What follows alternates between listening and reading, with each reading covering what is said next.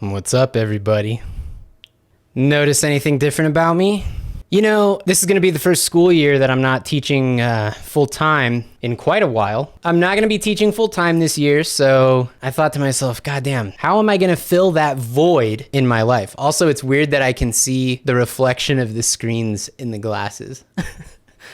But I was thinking to myself, you know, you can take the history teacher out of the school, but you can't take the history lessons out of the history teacher. Yeah.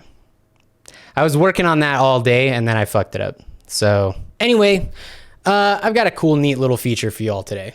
Got a little something for you guys. Worked on it all morning. Well, a good portion of the morning. Yeah, we'll retcon it. That way when I cut the YouTube video together, it can flow all nice. I can look like a badass. Hey, listen, it's about goddamn time somebody took you folks to school. Welcome to Gaming History with Professor Nack. I'll be your professor today. Y'all gonna learn today, okay?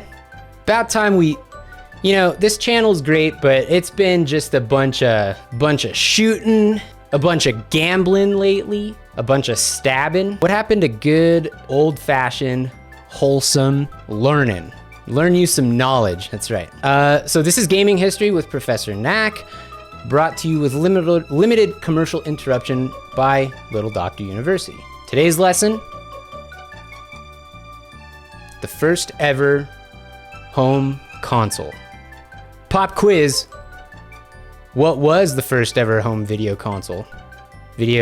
Home video game console on the market?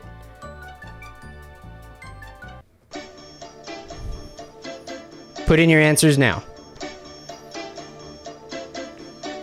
PS2 maybe? Good guess. Let me play it one more time.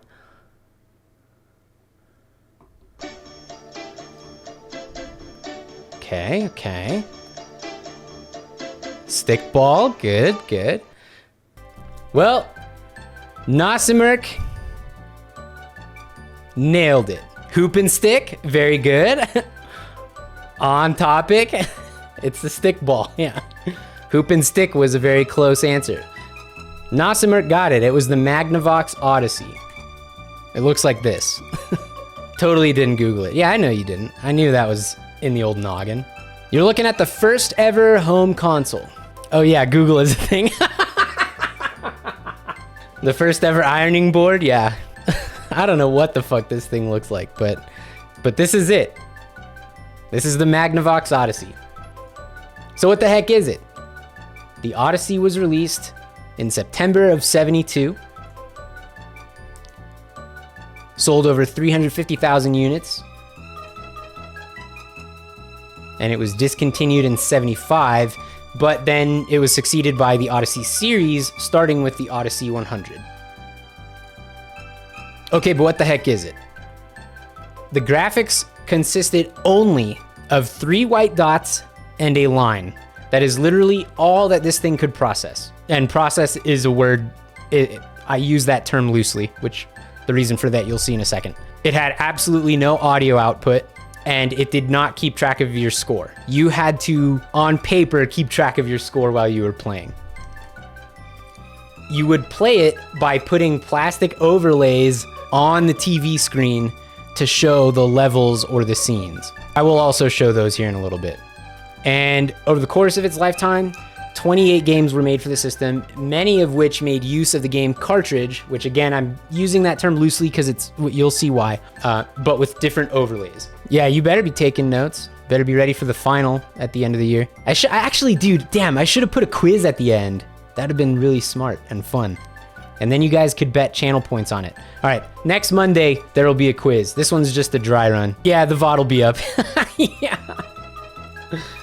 All right, remember I told you about those overlays? This is what they look like. These are literally things that you would purchase for the games and put them over the glass of the TV screen, but they were held up by the static electricity that was generated by the CRT. So the static cling. I guess not the static electricity, but the static, what do you call that? It's not technically electricity. I guess it is static electricity. Would like cling it to the screen of the TV. I'm assuming TVs were only one size at that point. Like probably very limited in size. Game devs really made the most of those CRTs. Yeah. Yeah, use what God gave you. Why the fuck do you want to do teacher shit when not a teacher? Because I cannot not be a teacher. It's just who I am. This is who I am, Mom. Why don't we utilize static cling more? Yeah. Agreed. It's been there for centuries. The included controller was a white rectangle with 2 knobs on opposite sides. I'm not making this shit up. This was the controller that came with the Magnavox Odyssey. This thing. You would rotate these 2 little fuckers. That's how you controlled where your dot was. No, 2 players. 2 players. Good question, Dad Tries Gaming. Thank you for paying attention. I can tell that you're paying attention. 10 points for Gryffindor. Oh yeah, but it's like the pixel blurring stuff. Yeah, what was the not English setting? Oh no, it's talking about putting English on the ball. It's not fucking, no, dude, that's how you switch it to Spanish. No. Putting English on the ball. Dude, how crazy. Yeah, I don't know if you guys don't know what the hell is going on. It says English right here. It's talking about, like, I guess if there was a pool game or something, or I guess you can put English on the ball. the 2 languages, English and horizontal. Yeah. Exactly. Boats has got it. 10 points for Gryffindor again. Good job, Boats. Yeah. Good shit. All right, so here's the original prototype. The original prototype was developed actually in the 60s, and it's called the brown box. And no one knows why they called it the brown box, but I included a picture. Maybe you can guess what it is. Hey, what did I not get points for answering correctly to begin with? Fucking rigged. Yeah, I mean, you're kind of like employed by the company, so I think if I gave out points for you, it would be like insider trading or some shit. All right, remember I told you guys it was cartridges? Well, this is what they look like. But the interesting thing is that it wasn't really a game that was stored on the cartridge. The cartridge would just change the circuitry of the unit. It had no ROM on board the cartridge. It was just a single cartridge. You would put it in and that would change the way the unit worked. And so then by putting different overlays on that, you would get different games. So multiple overlays would work with the same cartridge. Yeah, it would literally change the circuit by these pins forming different circuits in the unit. It would change the circuitry paths, I guess. I don't know. I'm not a fucking engineer. I don't know the terminology for it, but like there's no processing. It's all just analog diodes and wires and shit. Capacitors, I don't know. But there's no microprocessor on board. It shorts the connections between separate circuits. There you go. Severancer knows way more about this shit than me. 10 more points for Gryffindor. Thank you very much, Severancer. Excellent work. Dingledore. All right, I don't know what's going on in chat. You guys are going nuts in chat right now. Please try to pay attention. Class is in session. You have not yet been dismissed. Here's some other fun info I found on the internet.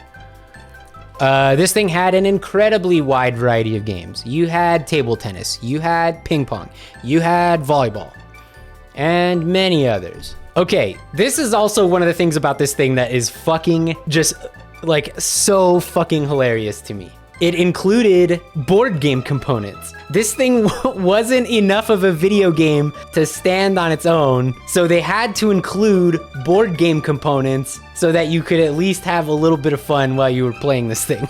I don't know why that was.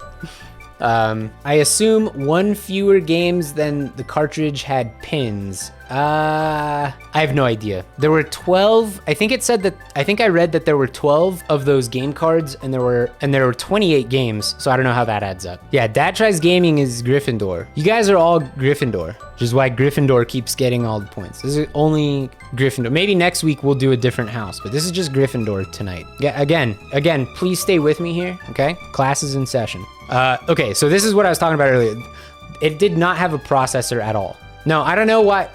The thing is, Toaster, The 20, where you get the 28 from is from all of the different overlays that you could put on. So it really didn't have as much to do with how many cards there were as how many overlay card combinations you could make, I think. I don't know, man, this thing's like ancient history. It'd be sick to see one of these things though. And then yeah, it functioned entirely through analog circuitry. So again, no processing whatsoever, no chippies. And you could only buy it in a Magnavox store. And I also read, I forgot to put this in here. Oh, there are analog processors? Okay, well then I don't know. I guess what I'm trying to say is there was no microchips. It was just like wires and I don't know, blinking lights and capacitors, both flux and otherwise. Actually, probably not flux, or else we'd see a lot of these because they'd be traveling into the future. Not necessarily in that thing, I'm just saying they exist. Right, yeah. But anyway, if you went to a Magnavox store and bought an Odyssey, they would tell you it only works on Magnavox TVs, which was a fucking lie. It would work on any TV, but they would tell you that because they wanted you to buy a Magnavox TV. Which feels weird because like, I don't know if I'm gonna buy a TV based on the video game, like weird, I don't know, like before video games are even like a known thing. I mean, I guess it sold okay for the first ever home console, 350K. A lot of old tech is really interesting with how inventive it is. Yeah, totally. I'm super fascinated by this stuff too, which is why I'm imposing my educational tendencies upon you, chat. That's what you guys get. All right, so what is the legacy of the Magnavox Odyssey? Well, obviously, it opened the door for other tech companies to, sorry, I read tech in the chat and then I said tech. It opened the door for other companies, I guess tech companies, sure, to develop their own home consoles. It caused an influx of ping pong style home games, including Atari Pong, which led to a lawsuit from Magnavox and the first major video game intellectual property dispute. Throws paper ball, there you go. Now you're in the spirit. 10 points for Gryffindor for role playing. If it was D&D, I'd give you inspiration for that. And then, yeah, so Magnavox won the suit, but they had already, that was by 77, which was like kind of after it was all said and done. They had already received $700,000 from Atari in licensing. So basically, all the money that Atari was making on Pong, some of that was going to Magnavox that whole time. Severancer says, Little Dr. Games, you should check out Technology Connections on YouTube. Oh, that's the first time I've ever heard of that. I will definitely check that out. Thank you very much, Severancer. I'm glad that I have someone in my chat who's going to clue me in on cool YouTube channels. That's awesome. Thank you very much. 10 points for Gryffindor. All right, class is dismissed. But stick around for more great streaming content right here on Little Dr. Games.